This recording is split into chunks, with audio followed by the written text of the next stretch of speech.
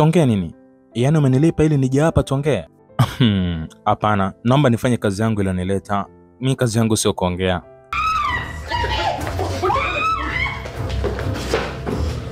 What the hell are you doing? I'm here to have my share of this cheap person. Mnaniambiaje tumekosa? Hebu acheni ujinga bwana. Bosi, amna, tunalishughulikia, alitakaa tu sawa. Sitaki kusikia uzembe kama huo tena. Msimwachie mzigo Vivian peke yake, sawa? Ngozi mwanetu vipi? Mwanangu umekaa kinyonge sana. Mbona hivyo? Bwana nyinyi mnazingua bwana. Mimi naunganishia madidi alafu nyinyi hata mnitoi. Mnazingua. Habari zenu. Nakomba wewe dada mwenye nguo ya papo. Samani kidogo. Nahitaji huduma yako usiku wa leo. Kichwa changu kimechanganyikiwa na natamani ukanipunguzia mawazo. Hamna shida, nipo kwa ajili yako. Nitafanya chochote utakachotaka. Basi sawa, ingia ndani ya gari. Bwana nakuletea mzigo hapa unaitwa Dada Poa. Mzigo unamhusu mwamba bosi kabisa tajiri wa kampuni wanamuita Caleb. Aliyedata katika penzi la Dada Poa, dada alikuwa akijiuza ambaye anajulikana kwa jina la Jenny. Sasa ipo hivi, kama tulivyomuona mwamba awali alitoka nyumbani akiwa anaongea na simu. Kuna mchongo unaonekana kama umezingua hivi. Baada ya stress nyingi akaamua kupita kwa ajili ya kununua mdada fulani hivi ambaye atampoza na kuhakikisha usiku wake unakaa kinyamwezi. Baada ya kufika nyumbani bwana, michongo ikabadilika. Mwamba akajikuta anazama katika penzi la Dada Poa. Langu jina mimi naitwa D na hii ni Midi Media. Kikubwa usiache kusubscribe, kulike, kushare pamoja na kucomment. Okay, sasa tuendelee. Sawa. Kwa hiyo unaitwa nani? Can you guess? Jina langu mimi naitwa Jen. Mimi naitwa Caleb. Basi mwamba kumchukua bidada mpaka kwenye hoteli fulani vya kifahari ya nyota 5. In short mwamba leo kaamua kupozwa yani. Yaani ile alafu kupozwa. Zingatia neno kupozwa. Karibuni sana. Karibuni sana. Asante. Asante kwa msaada wako. Itakusaidia na wewe. Basi bidada akashangaa. Yani hapa mfanyakazi tu kapewa kibuni na kama hiki. Mimi je, mbona kama zale vile? Ngoja kwanza. Tunaweza tukaongea kwanza, tukaongea kidogo. Sawa. Hebu naomba nikuulize. Ni binti mzuri au na mpenzi? Maswali gani bwana hayo?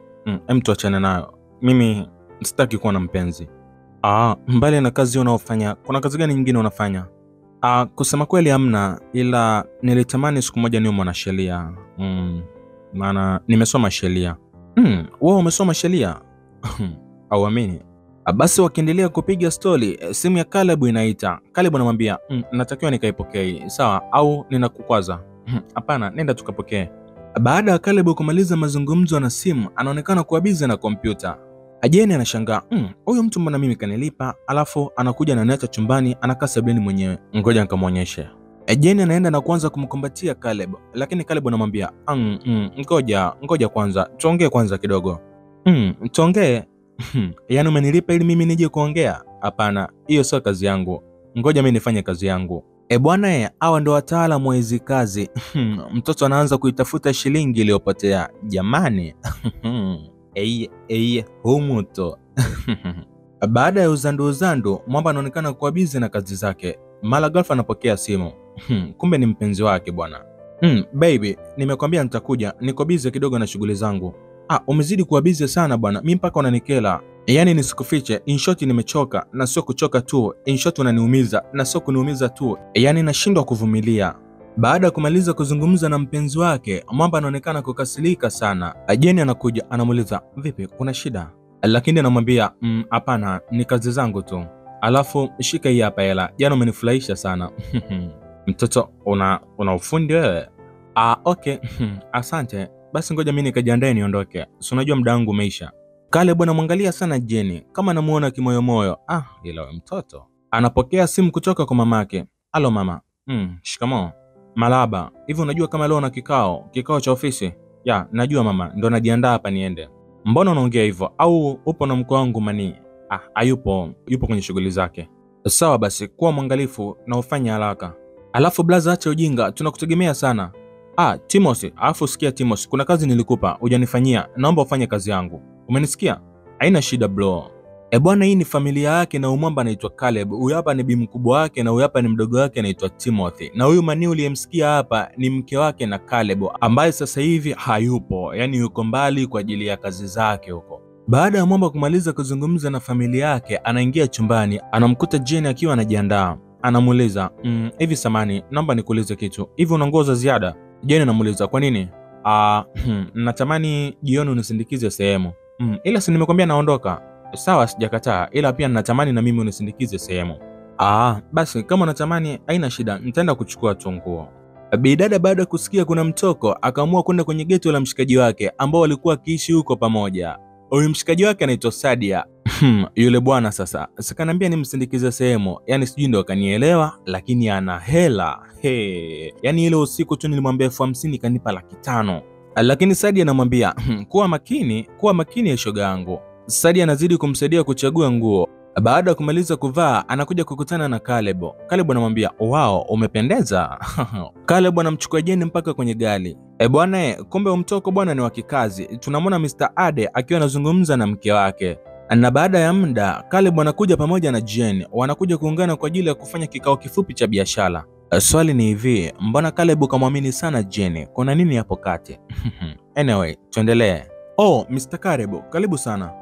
Asante, nimefurahi kukutana na wewe. Huyu ni mpenzi wangu anaitwa Jen. Ni mpambaji binafsi. Karibu sana Jen. Asante sana. Basi baada ya kufahamiana, wanaanza kupiga story. Inaonekana kuna habari mbaya zinasambaa mtandaoni na habari hizi zinahusu kampuni yao. Lakini Jen anawaambia, poleni sana. Kuna mtu ambaye anaweza kutusaidia kwa ajili ya kuzishusha hizo video. Hiyo kesi na mimi ishanikumba na alinisaidia.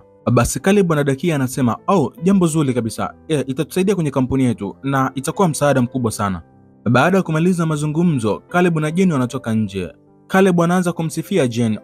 Wow, una akili sana, mwanamke mzuri sana wewe. Una akili, safi, umenisaidia. Sikia, lazima nikuzawadie. Nitakuongeza hela. Haina haja kunishukuru sana. Zawadi yangu naomba leo nikuendeshe. Sawa, haina shida. Ila kuwa makini, usiharibu gari yangu, sawa? Baada ya kufika nyumbani, Caleb anamwambia Jen, sikia nikwambie, unajua ni mwanamke mzuri sana na nisikufiche, mimi nakupenda. Jen anatabasamu, kisha anamuuliza Caleb, Caleb, wewe ni mwanaume tajiri, una muonekano mzuri. Yaani unaweza ukachukua mwanamke yote mzuri ambaye unamhitaji na akakubalia. Kwa nini unanitaka mimi? Eti, kwa nini mimi? Hauoni aibu kuwa na mke ambaye ni dada poa? Lakini Caleb anamwambia, sijamaanisha hivyo. Anyway, basi sawa, naomba usiondoke, ubaki na mimi tu leo. Jen anamwambia, nikiendelea kubaki na wewe utanilipa zaidi. Caleb anamwambia, haina shida, unataka shingapi? Utanipa 1,000,000. Kumbe ni hiyo tu. Sawa, naomba baki na mimi hata wiki nzima. Hata kama ungekuwa ndio wewe, ikichuma ungekiacha. Caleb kajikuta kampenda sana huyo dada na anataka kujua vitu vingi kuhusiana na maisha yake. Jen anajaribu kumwadisia baadhi. Familia yangu ilikumbwa na changamoto, ndio maana nilishindwa kuendelea na shule. Wazazi wangu wote walifariki na unavyoniona hapa, nilikuwa sina jinsi. Ikabidi tu nitafute kitu ambacho kitaniingizia hela. Na kiukweli sikupenda kuingia kwenye udada poa, ila ni maisha tu. Ndio hivyo Caleb. Caleb kamsikitikia sana bidada, akaona anyway, usimhukumu mtu kama hujajua historia yake. Kuna watu wanapitia mengi sana wanangu. Sio poa. Asubuhi Caleb akijiandaa kuelekea kazini, anakuja kumwamsha Jen. Anamwambia, sikia, chukua kadi yangu ya benki. Naomba ukanunue nguo nyingine za ziada. Natamani uendelee kuwa na mimi. Alafu kesho jioni tutatoka dina. Bidada kafurahi sana yani. Nahisi kakumbuka ile kitu, mchumba unataka nini mchumba? Nataka hela. Kazipata sasa. Tutafute hela wanangu. Bwana, mimi nikukumbushe tu, haya maisha ni mafupi sana. Kumbuka hata utakapofanikiwa kuna watu ambao umetoka nao chini, yani walikuwa na kusapoti kipindi hauna kitu kabisa. Bidada Jen baada ya kupata mtonyo akamkumbuka shoga yake anaitwa Sadia. Akamwambia, shoga yangu, njoo tusagule huku tucheki mazingira. Si unajua tena bwana kanielewa. Lakini Sadia anamwambia, wewe umemfanya nini huyu? Niambie. Nielekeze basi mganga wako. Jamani, wewe mtoto unanyota wewe. Yani mpaka kadi kakuachia. Wewe mganga wapi? Zungusha mbanga hiyo shoga. Shauli yako. Maisha yenyewe mafupi. Bwana, kwa upande wa Caleb, baada ya kufika ofisini anakutana na mchongo fulani hujakaa sawa. Anaongea na wafanyakazi wake na anawaambia hakikishe mchongo unakaa sawa. Ni masuala ya pesa, msinifanyie masiala, sawa? Mwamba baada ya kumaliza kikao na wafanyakazi wake anarudi nyumbani. Yani Mwamba kakuta vyakula vyote vipo tayari. Jen anamuuliza Caleb, baby, utakula ndio ule au ule ndio utakula? Mwamba kakumbuka ajenda kikao cha mwisho cha wanaume. Chakula kiliwe cha moto. Kwa mbali kuna kamdundo kanasikika, mtoto kauta mtoto kauta, mtoto kauta, mtoto kauta. Hii ndo nasikia weka mbali na watoto bwana. Baada ya Sambaloketo, Caleb anamsimulia Jenny maisha yake. Mi baba yangu alikuwa na kampuni na mimi sasa hivi ndio CEO, kwa hiyo ninasimamia kwa niaba ya familia. Hapo katikati kuna vitu havikwenda sawa, ila namshukuru Mungu sasa hivi tunazidi kuvitengeneza, vinakaa sawa.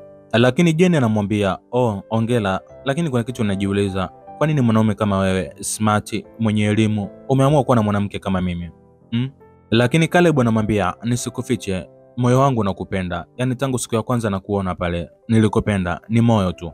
Katika siku nyingine tena, Caleb kaambatana pamoja na Jenny, wameenda kwa Mr. Ade kwa ajili ya kuzungumza masuala yao ya biashara. Mrs. Ade anamchukua Jenny, kisha Caleb anabaki na Mr. Ade. Bwana, Mr. Ade kuna mchongo inaonekana anamshirikisha Caleb, lakini Caleb hajauelewa, anaona kama mchongo fulani hivi wa kishamba, kama unadidimiza upande wake. Caleb anachomoa ule mchongo na kwa asili anaenda kumchukua Jenny kisha wanaondoka.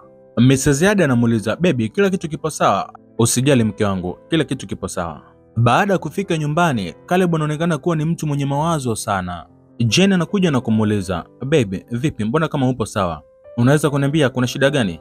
Caleb anamwambia, ni kuhusiana na Mr. Ade, ananishirikisha michongo yake ya kishamba, yani ni mieusho, alafu ananilazimisha kufanya. Sijui kwa nini yani. Lakini Jenny anamwambia, mimi naweza nikakushauri kitu. Unajua maelewano ni kitu kizuri sana katika maisha. Kwa hiyo ni vyema tu mkakaa chini mkaelewana. Na hisi kila kitu kitakaa sawa. Wakiendelea na mazungumzo, Caleb anapokea simu kutoka kwa mama yake. Mama yake anamfokea, anamwambia, "Caleb, hivi umechanganyikiwa? Yaani unapoteza mamilioni ya pesa, ni karibia milioni 20. Kwa nini unaharibu dili na Mr. Ade?"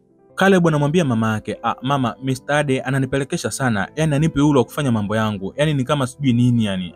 Lakini mama anazidi kumfokea, anamwambia, "Acha ujinga. Wewe umekuwa CEO leo kwa sababu baba yako ndo alikuchagua. Kwa hiyo usituletee upumbavu. Vitu vya familia lazima uvifanye kama familia. Lazima ukasaini huo mkataba na biashara iendelee, sawa?" Basi Caleb anaamua kupoza na kumkubalia mama yake. Katika nyakati za jioni, bidada Jenny kaandaa chakula, anakula na mpenzi wake Caleb. Yaani kama masiala vile, Caleb na Jenny washakuwa wapenzi, wanacheza wanafurahi wenyewe, yani mixa tabasamu, huko vidali, huko hivi, sio poa. Nikukumbushe tu, bidada Jenny bwana ni dada poa, yani wala dada fulani hivi wanaojiuza, wanauza ngono kwa ajili ya kupata pesa. Na huyu Caleb alimnunua Jenny kutoka kwenye ofisi yake, ila sasa hivi bwana waishakuwa wapenzi. In short, bosi kanogewa na penzi la dada poa. Sasa baada ya michezo, sasa hivi ni muda wa msako, yani weka pause alafu relax. Jamani. Asubuhi Caleb akiwa anajiandaa kwa ajili ya kuelekea kwenye shughuli zake, Timothy anakuja. Caleb anamuuliza, "Wewe, mbona umekuja bila taarifa?" Timothy anamjibu, "Mama kanituma, unatakiwa ukasaini mkataba wa biashara." Wakiendelea kuzungumza, Jenny anakuja. Anamsalimia Timothy. Timothy anamuuliza Caleb, "Kaka, kwani wewe nani?" Caleb anamwambia, "Akuhusu, tuondoke." Lakini Timothy anaonekana kumuelewa sana Jenny. Sijui kutakuwa na nini hapa. Anyway, baada ya muda, Caleb, Jenny pamoja na Timothy wanaenda kuhudhuria kikao kimoja hivi cha biashara. Timothy anazidi kumuuliza kakake, "Kaka, huyu ni nani? Mbona uniambie? Wewe si una mke alafu unaishi naye mule ndani? Ni nani huyu?" Caleb anachoka usumbufu wa Timothy, anamwambia, "Sikia, huyu ni dada poa, nilimnunua. Kwa hiyo nimemuelewa, ndio maana bado nipo naye. Na ufunge mdomo wako, uache kunifuatilia." Bro, acha masiala, upo serious? Huyu ni dada poa? Ila Caleb anazidi kumwambia, "Acha ujinga, nimekwambia funga mdomo wako, sawa?" Baada ya muda, Caleb anasogea kwenye siti ya mbele kwa ajili ya kuzungumza na mwenyekiti wa kamati. Kwa upande wa Timothy sasa, baada ya kuona kuna upenyo, akaamua kumsogelea Jenny. Mlembo vipi? Unajisikiaje?" Nipo sawa tu." Niambie, unajisikiaje yani kutoka mtaani huko mpaka kuja kwenye vikao vya biashara kama hivi? Una bahati." Jenny anamshangaa. Na Timothy anazidi kumkandia, "Ulizani sitojua? Wewe ni dada poa, unatokea mtaani." Jenny kamaindi kinoma yani kamaindi ile nginja yenyewe, kaamua kuondoka kwenye kikao. Baada ya kufika nyumbani, Caleb anamuuliza, "Vipi, una shida gani baby? Mbona unaniambia?" Jenny anamwambia, "Usinishike. Kwa hiyo umeamua nitangaze kwa mdogo wako, si ndio? Kwamba mimi ni malaya, si ndio? Mimi najiuza. Nimefanya vibaya mimi kukusupport. Naomba uniache, naondoka." Lakini Caleb anazidi kumwambia, "Nisamee, nimemwambia mdogo wangu kwa sababu alikuwa ananisumbua, anajua mimi na mke." Jenny anamuuliza, "Kwa ukiwa na mke ndio nitangaze mimi kama malaya, si ndio? Unanitumia, si ndio? Basi sawa, naomba uniache." Jenny kwa asili anaingia ndani na kuanza kukusanya nguo zake, lakini Caleb anazidi kumfuata, anamwambia, "Jenny, naomba nisamee, mbona mambo yanazungumzika tu, usinifanyie hivi bwana." Ila Jeni anazidi kukasirika, anamwangalia anamwambia, sikia, umeniumiza, yani umeniumiza sana, naomba uniache. Anaendelea kukusanya nguo zake, lakini Caleb hakubali kushindwa. Anamshika Jeni, anamwambia, Jeni tafadhali, naomba unisamee, please nisamee. Bwana, ukisikia unaambiwa hakuna mkate mgumu mbele ya chai, basi uelewe hii ndio chai sasa. Baada ya Caleb kufanikisha kumtuliza Jeni, basi anakaa naye na kuanza kupiga naye stori. Kafanikisha bwana. Alo. Bwana, siku ya leo Caleb kamsurprise Jeni bwana, kampatia pete, alafu anamwambia, sikia Jeni, wewe ni mwanamke pekee sana kwangu, nakupenda. Caleb anamtazama taratibu Jeni, kisha anampiga busu moja hivi. Ile busu, yani kitaalamu linaitwa awe. Katika siku nyingine tena, leo Caleb kaamua kumfuata Mr. Ade. Anamwambia, nimekuja tumalizie ile biashara. Lakini Mr. Ade anamwambia, sikia, nilikupa nafasi na ulinichukulia poa. Kwa hiyo nafasi ishapotea, unaweza kuondoka tu. Ila Caleb anamwambia, kabla sijaondoka inabidi utambue, mimi huwezi ukaniambia tu kitu hapo hapo nikafanya, alafu huwezi ukanipelekesha kama unavyotaka. Hivi vitu lazima tuvifikirie, lazima vikafanyiwe mchakato. Kwa hiyo cha msingi ni hivi, karatasi hizi hapo, ukisaini sawa, usiposaini sawa, lakini mimi nishalizia tufanye biashara. Caleb kamaliza kisha kaondoka kwa hasira. Bwana, siku ya leo Jeni akiwa ametulia, Timothy anaingia ndani. Jeni anamwambia, Timothy karibu, lakini Caleb hayupo nyumbani. Timothy anamwambia, ninajua nimekuja kuzungumza na wewe. Timothy anaanza kumtolea maneno machafu, anamwambia, wewe ni malaya tu, yani huna chochote, unamfanya kakaangu siku hizi anapumbaza, si ndio? Eti unajiona nani? Lakini baada ya kumwambia hivyo, anamvamia na kutaka kumbaka. Ghafla Caleb anatokea, anamsukuma, anamuuliza, Timothy, ujinga gani unafanya? Nakuuliza, umjui ni nani? Kwa nini unafanya hivi? Timothy anamwambia, blaza, yani unanisukuma kwa sababu ya huyu malaya. Caleb anakasirika, anampiga ngumi. Timothy anazidi kusema, blaza, yani malaya ndio asababisha unanipiga, si ndio? Kwa nini mheshimu malaya kuliko mimi blaza yako, si ndio? Fresh. Na naenda kumwambia mama. Timothy baada ya kuondoka, Caleb anamnyanyua Jeni, anamwambia, baby, I'm sorry, nisamee mimi. Sawa. Jeni amepata maumivu makali sana. Caleb anajitahidi kumpoza.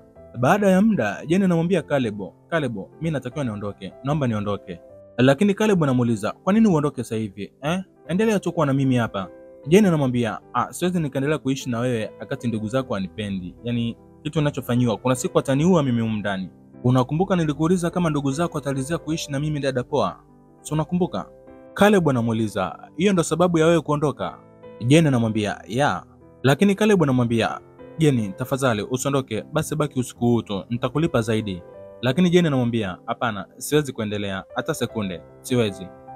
Caleb anaumia sana Jeni kuondoka. Maskini Caleb. Anyway, ni asali tu au kuna kitu kingine? Bwana, Jeni kaja kwa shoga yake Sadia, akakusanya vitu vyake vyote. Sadia anamuuliza, Jeni, kweli unaondoka? Jeni anamwambia, ya, nimepata chumba, nishapanga. Nashukuru sana rafiki yangu, umekuwa pamoja nami wakati wote. Asante. Ila Sadia anamwambia, kwa nini ukapange na chumba hapa kipo? Mbona mimi naishi mwenyewe? Usiondoke bwana Jeni. Bwana, Jeni kachukua kitita cha hela bwana, kama dola 500 hivi, kampatia Sadia, kamwambia, rafiki yangu, tafuta kazi ya kufanya. Unafaa kuwa designer. Chukua hela, kafungua ofisi yako kwa design. Nakupenda sana rafiki yangu. Sadia kamshukuru sana Jeni, yani kamkumbatia kwa furaha. Aamini yani, machozi yanamlengalenga. Baada ya Jeni kuhamia kwenye geto lake jipya, anasikia mlango wake unagongwa, anaenda kufungua. Baada ya kufungua, anashangaa kumuona Caleb. Jeni anafurahi sana kumuona Caleb. Anamuuliza, Caleb, umepajuaje hapa? Caleb anamwambia, rafiki yako kanileta. Lakini Caleb anamwambia, sikia Jeni, nimekuja hapa, nina ofa juu yako. Anamuuliza, ofa gani? Caleb anamtolea barua na kumwambia, nimekuajiri katika kampuni yangu. Tafadhali, naomba uje kuwa CEO msaidizi. Barua hii hapa. Jeni anamwambia, Caleb, kwani unafanya hivi lakini? Usinifanyie hivi bwana. Au unanitania? Lakini Caleb anamsogelea Jeni na kumwambia, sijai kuwa na matani na vitu vya msingi. Sawa, siwezi nikakutania kwa kitu kama hiki. Jeni anafurahi, anasogea na mkumbatia Caleb. Wanaanza jamani, nyi hawa watafanya kazi kweli hawa? Anyway, ngoja tuone. Habari yako bosi, samani, nimeleta mafaili ya kazi ulionituma. Nishaifanya, imekamilika. Hii hapa. Okay, kitu gani kingine umeniletea? Ni mafaili lakini na I miss you. Bwana, mimi niliwaambia hakuna kazi itakayofanyika hapa, mkanibishia. Ona sasa. Nilizema sikudhema. Kufikia hapa mimi nakuwa sina la ziada. Naomba ni saini mzigo alafu niweke chini. Mzigo ulikuwa naitwa Dada Poa. Langu jina mimi naitwa D. Na hii ni Midi Media. Kikubwa usiache kusubscribe, kulike, kushare pamoja na kucomment. Lakini turn notification bell ili uweze kupata taarifa ya stori mbalimbali zinazokujia hapa ndani ya Midi Media.